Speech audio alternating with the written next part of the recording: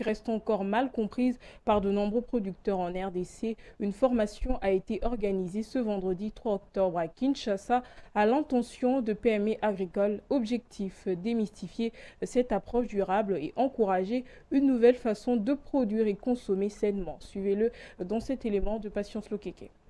Ce vendredi à Kinshasa, plusieurs PME du secteur agricole ont été formés par l'établissement Néliment. L'initiative vise à changer les mentalités autour de l'agriculture biologique avec comme objectif démystifier cette forme d'agriculture encore peu pratiquée en RDC. Les organisateurs veulent faire comprendre que produire sainement sans engrais chimiques est non seulement possible, mais aussi bénéfique pour la santé et l'environnement. Nous avons pour objectif de pouvoir permettre aux uns et aux autres de démystifier l'agriculture biologique parce que c'est ça notre tare.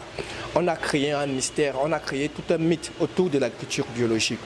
Et pourtant, dans un pays comme la RDC, je l'ai dit lors de la formation, elle dispose beaucoup plus des ressources.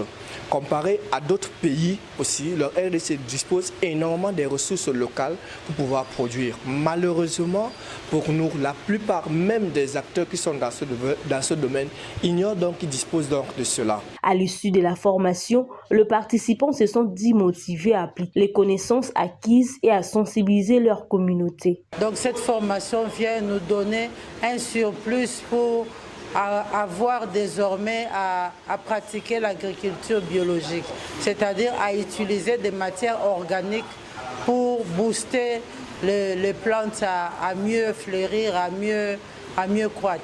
Aujourd'hui, tout le monde veut manger bio. Alors, la formation à laquelle nous avons participé nous donne des racines pour que nous puissions sensibiliser, parce qu'il faut également reconnaître avec l'œil des cadres de l'ANADEC que je suis. Donc pour nous, c'est une opportunité d'affaires. Nous pouvons sensibiliser plus d'un pour qu'ils puissent enfin emboîter cette voie. Notons qu'au cours de cette première journée, les discussions ont tourné autour de la valorisation de produits biolocaux, son impact sur la santé des consommateurs et bien plus la nécessité de former une nouvelle génération d'agriculteurs responsables.